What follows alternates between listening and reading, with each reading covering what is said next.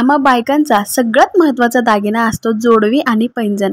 आता हे पैंजण आपण वारंवार घातल्यामुळे पायामध्ये खूप काळे पडतात आणि हे काळे पडलेले पैंजण आपल्याला घासायचा सुद्धा खूप कंटाळा येतो, कारण वारंवार काळे पडतात। यामुळे आपण बाहेरूनच या चांदीला पॉलिश करून आणतो, तर प्रत्येक वेळेस आपल्याला पॉलिश करता येत नाही। तर म्हणून इथे आपण काही सेकंदात चांदीचे पैंजण स्वच्छ करूया।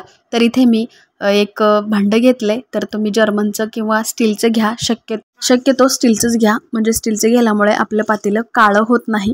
तर इथे मी पाणी टाकले आणि डिटर्जंट पावडर, आपण जी निरमा पावडर असते ती यामध्ये 2 चमचे टाकायचे, चहा पावडर टाकायचे 1 चमचा आणि यानंतर चांदीच्या वस्तू यामध्ये टाकायच्या आहेत।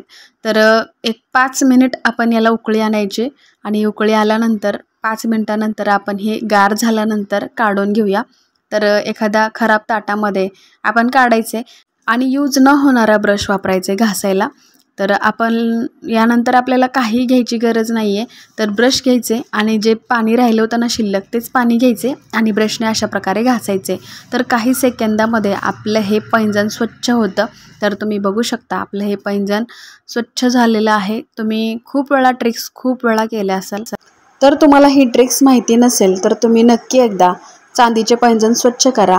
लहान बाळांचे खूप वेळा चांदीचे पैंजण सुद्धा काळे होतात, तर कोणाच्या अंगावरती चांदी अगदी काळी पडते।